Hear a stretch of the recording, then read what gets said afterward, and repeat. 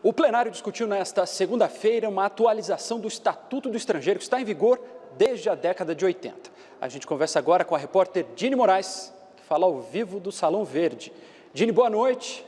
Como você está? Cansou da votação de hoje ou não? Não, hoje foi uma votação bem tranquila, viu, Tiago? Então aproveita e explica para a gente aí o que foi essa mudança no Estatuto do Estrangeiro, por favor. Então, na verdade, a votação que aconteceu aqui hoje, ela foi de uma proposta que revoga o Estatuto do Estrangeiro e a lei de nacionalidade que vale desde lá da década de 40.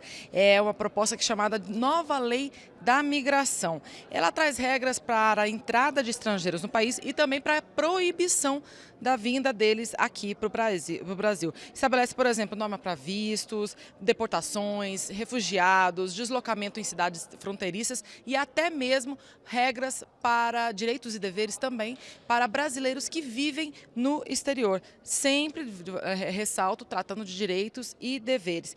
Entre outras regras, a gente pode citar como exemplo, Tiago, está dizendo, por exemplo, que imigrantes devem sempre ser recebidos aqui no Brasil de forma humanitária, dando, por exemplo, o direito à regularização de documentos, a vinda da família, a inclusão no mercado de trabalho, além de dar direito a acesso, por exemplo, à saúde pública, assistência social e previdência social.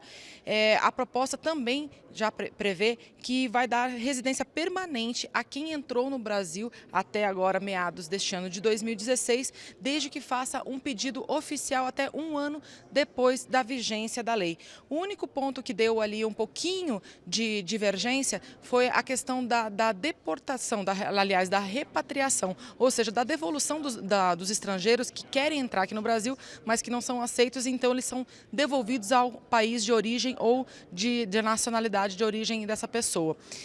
O Democratas não concordava, por exemplo, que menores de 18 anos, apátridas, ou seja, aquelas pessoas que não têm nacionalidade ou refugiados, fossem proibidos de serem repatriados, que é o que está na proposta que foi aprovada. Houve um pouco de discussão, mas no final das contas esse texto foi mantido.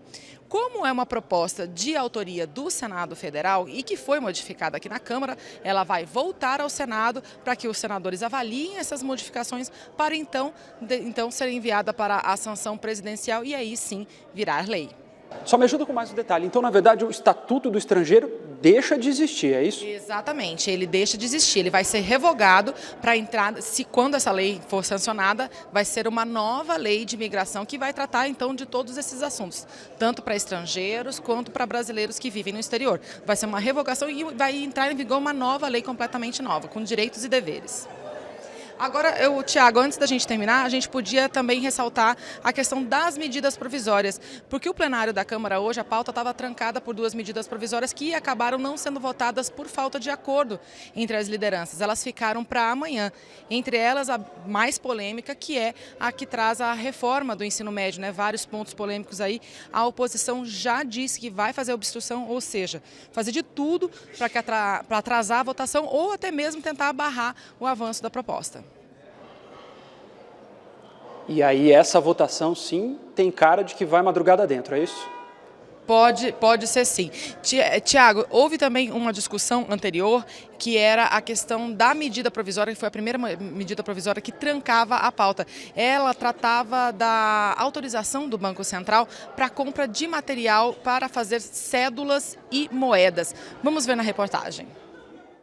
O plenário discutiu a medida provisória que autoriza o Banco Central a comprar no exterior e sem licitação material para fabricar moedas e cédulas. O texto diz que deve haver um cronograma e a importação só pode acontecer em casos excepcionais. Segundo o governo, isso seria necessário porque a Casa da Moeda não vem conseguindo dar conta de produzir a quantidade necessária.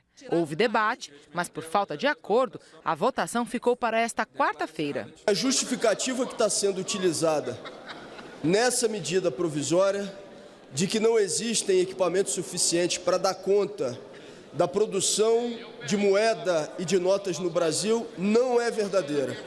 Existem equipamentos do mais alto gabarito para que a produção nacional seja feita, seja realizada. Essa afirmação que baseou a edição de uma medida provisória não é verdadeira e exatamente por isso essa MP tem que ser rejeitada. é mais uma ação privatizante. É só nos casos de emergência.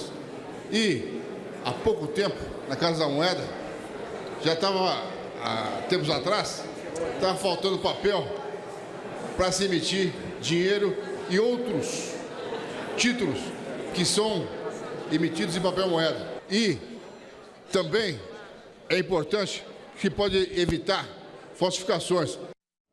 Então, reforçando, Thiago, é essa medida provisória que autoriza o Banco Central a comprar material no exterior para fazer cédulas e moedas ficou para amanhã, assim como a medida provisória que traz as mudanças no ensino médio. É com você, Thiago. Muito obrigado, Dini Moraes. Amanhã a gente continua acompanhando e eu volto a falar contigo.